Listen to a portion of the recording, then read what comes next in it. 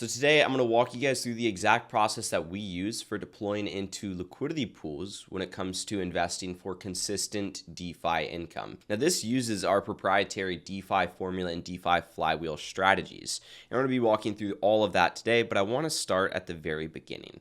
And that right there is finding the best assets. Without a good foundation in your portfolio, your skyscraper is going to crumble. The last thing that you want to do is build a skyscraper on a plot of dirt. So we start on CoinGecko. We find good assets on CoinGecko. So for example, stuff like Ethereum and Bitcoin are obviously pretty solid assets. Same thing with Solana, but as you go down the list, there's going to start to be more and more noise, and it's important to filter out that noise. I'm targeting assets like Link, AVAX. I'm targeting assets like Aave and Uni Token and Tau.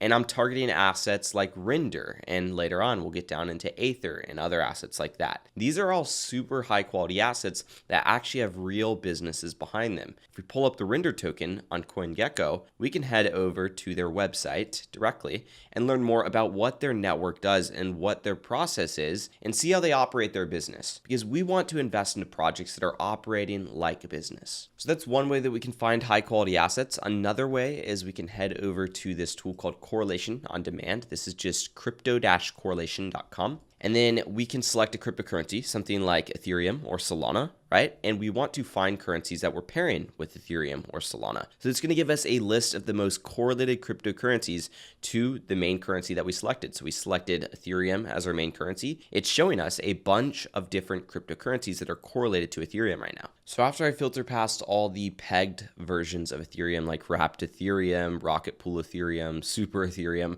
all those things, you'll start to find assets over here that include 1inch, Arbitrum, GRT, Gnosis, Axis Infinity, DYDX, Polygon, Near. These are all assets that are super correlated to Ethereum, which means that these are prime candidates for liquidity pools, because using our DeFi formula process, we target highly correlated liquidity pools, and that allows us to minimize our divergence loss in liquidity pools. Essentially, when we are pairing two correlated assets together, like let's just say we were to choose something like Ethereum and Render as the two assets to put in a liquidity pool, well then if they are correlated, that means that they're going up and down together, which means yes, we're seeing price appreciation, depreciation, but the actual pool price isn't changing that much because they are correlated. And ultimately that right there allows us to have minimal divergence loss. So after we found those assets, we can go over to Metrics Finance, which is the tool that we developed in-house. We've spent about $400,000 this year alone building out this tool, which is pretty cool. And we can start to find those exact pools. So if we want to, we can just simply search for Ethereum paired with Render, paired with GRT, Aave, Link, those tokens that we just found. And it's going to start to filter down the liquidity pools. Like you could see, we have Ethereum Link right here, another Ethereum Link. We have Ethereum to Aave, we have GRT to Ethereum, so on and so forth. And this is just simply what I'm looking over on Uniswap on the Ethereum network. This Discover section on Metrics Finance is meant to help you discover different liquidity pools. But of course, using filters is going to come to your advantage because you're going to be able to narrow down literally 5,000 results to something like 7. The other thing that we can do is actually avoid looking for the assets on Crypto Correlation or CoinGecko, but actually look for the assets over on Metrics Finance and start to filter down the results that we see over here. So as I mentioned, there are 4,300 pools right here. Obviously, we have to filter these down. And if not by the actual assets in the pool, we can filter by the APR. Typically, I like to do a 30% APR as the absolute lowest.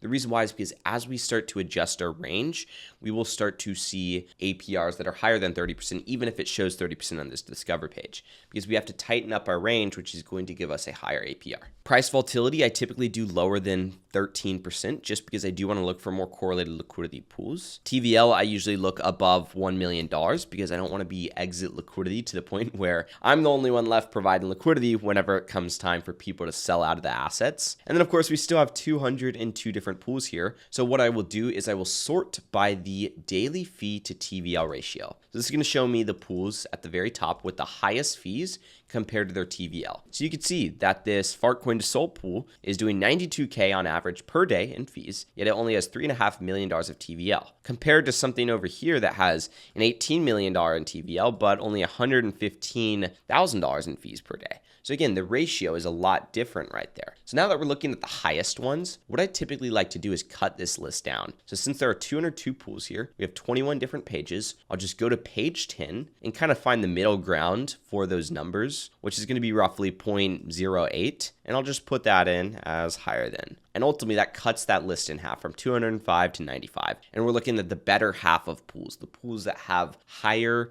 trading activity compared to the amount of liquidity they have. Now at the top, typically we will find stuff like meme coins. We have Fartcoin over here. We have AI16Z, we have B2, Pingu, stuff like that. But as we get further down this list, you'll start to see stuff like Sol to USDC, which is doing, in this instance, 31% APR. 31% APR isn't that great, but once we start to tighten that range, it could become 60, 70, 80. Now, the one thing I will mention is we are going to want to avoid the crypto to stable liquidity pools because, once again, we want to primarily allocate our capital to the correlated crypto liquidity pools simply because those are the liquidity pools with the lowest divergence loss. So we'll continue to search down this list until we start to find things that actually sound serious. Stuff like Exter sounds serious compared to stuff like Degen doesn't sound so serious. And remember, we want to look for those ones that are pooled with Ethereum or some other asset like BNB. So that way we're looking at two correlated crypto assets as opposed to something that is not correlated and is going to have divergence loss. So we have Ethereum to Lido here as well. We have Grass to Sol here as well. We go down this list, we have Ethereum to Tau. We have Ethereum to ENA as well. We have our Render to Sol pool that we talked about earlier. And we can keep on going down this list and just finding different opportunities. Now, again, like on the Discover page, we might find 20-ish opportunities and we kind of sort that down until 10. And then after we've gone through Discover, we've favorited them, we've sorted them down, right? Maybe we're stuck with a few that we're kind of set on. We want to explore a little bit further. So we're going to start with Ethereum to Lido. We're going to hit that simulate button right here. This simulate button is essentially going to give us a whole deep dive into the Ethereum to Lido liquidity pool right here, where we can estimate returns, we can find our range, we can go through the process of simulating the performance across different prices. So many things are to be done here. But the absolute first thing that I like to do is set my deposit amount to whatever I plan on deploying into the pool. So in this instance, I'd probably be deploying about $20,000 into this pool. So I'd set that to $20,000. And then we're going to scroll down a little bit until we find Ethereum Lido pool price. And ultimately, this is going to show us the chart of the pool. This is not the dollar chart of Lido. It's not the dollar chart of Ethereum. It is the mixed chart of Ethereum and Lido. So this tells us at a given time, how many Lidos equal one Ethereum. So right now, the price is currently 28.61, which means that currently 28.61 Lidos are the equivalent dollar amount of one Ethereum right now. That's because we're looking at how many Lidos equal one Ethereum. We could flip-flop that if we want. It's the same pool, it's just different pricing terms. But in my opinion, it's easier to look at it like this. But now that we've done that, we have to start to select our range. And it's important to have an actual process for selecting our range. Over in our proprietary DeFi formula framework, the process that we use takes into account, obviously, the asset ratios, takes into account what's been happening with the price recently, so the trend. And of course, it takes into account our end goal with the actual pool and strategy itself. So using that process, I would start by heading to the 30-day high and the 30-day low, just like that. And as you can see, we're pretty close to going out of range. And when we're out of range in these liquidity pools, we are not earning any fees. So it's important to stay in range as long as possible, basically. So obviously this tells me that I need to adjust my max price a little bit more. I need to bring that up until we have a little bit of buffer room. Yes, we can always just adjust the position, put it back in range, but if we adjust it too often, we have too much divergence loss. So my max price, I'll probably put around 33.80. If we start to go up at a consistent pace over here, we're still going to be in range for a couple days, basically. So that gives us time to actually act on the position. It also gives us time to generate fees to outweigh that divergence loss. And now you could see that we have 65% Lido, 35%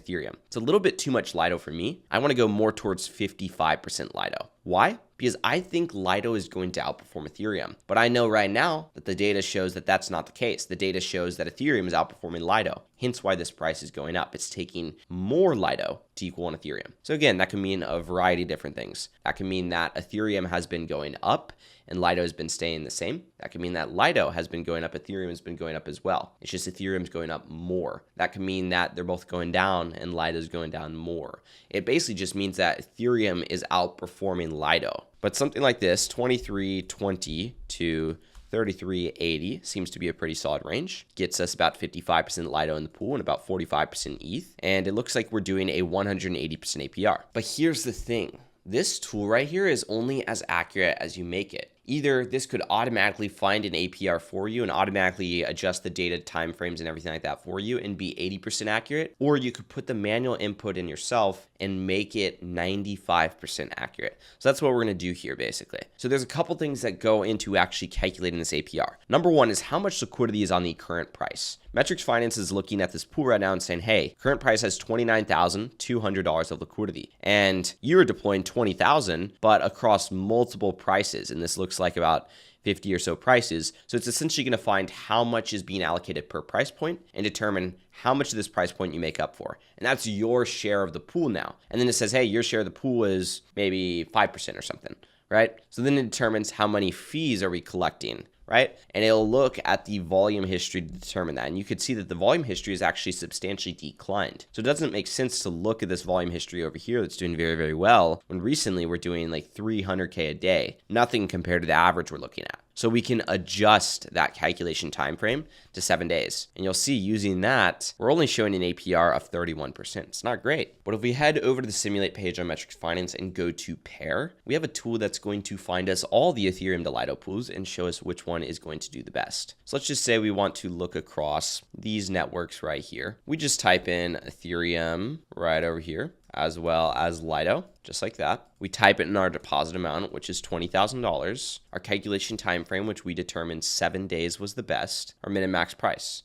And you can see that there are no other pools over here. And that's where we'll flip the similar assets button. This is going to show us derivatives of Lido and Ethereum. So other variations of it basically, but are the same asset. And you can see we have the Polygon network right here that's doing a 38% APR and the Arbitrum network right here doing a 38% APR. And just like that, we found the liquidity pool for Ethereum to Lido. So all of this can be done through Metrics Finance. And then after we deploy, which I'm going to show you in just a second, you can do that through Metrics Finance as well. But real quick, if you guys are looking to put a strategy in place and actually have a process for finding solid liquidity pools and consistently doing 80% APR throughout your liquidity pools, I'm going to leave a video linked at the very top of this description. It's going to walk you through my exact DeFi formula framework, the proprietary software that we use at Builder Wealth to be able to find consistent 80% APR DeFi liquidity pools. And then it's also going to dive into our DeFi flywheel strategy that's going to show you how you can compound your portfolio growth over time at a very, very fast pace. But when it comes to deployment, let's just assume that we wanted to deploy into this Arbitrum network one. We're going to pull it up on the simulate page. The first thing that we're going to do is hit match ticks. This is going to find us the closest actual price point to our range because there's these little things called ticks, and that's what these little bins are right here. It jumps tick by tick by tick. It's not every dollar, it's not every cent, right? It's not every decimal. It's tick by tick by tick. That's why we go from 2381 to 2396 to 2410. Those are the different possible price points for this pool. So when you hit create position right here, it's going to take you right over to Uniswap. Just like that. That's if we're using Uniswap. Other times we might have to go and put in some manual selections. But you could see that this is Uniswap Arbitrum Network 0.3% fee tier. This is also a V3 pool. We have a V3 pool where Ethereum and Lido. These are on the Arbitrum network because we can see the Arbitrum logo right here. And this is on the 0.3% fee tier. So you'll see just like that. And from there, we will select custom range. And ultimately, we will type in our min and max price, which over here are showing at 23.25, which we'll copy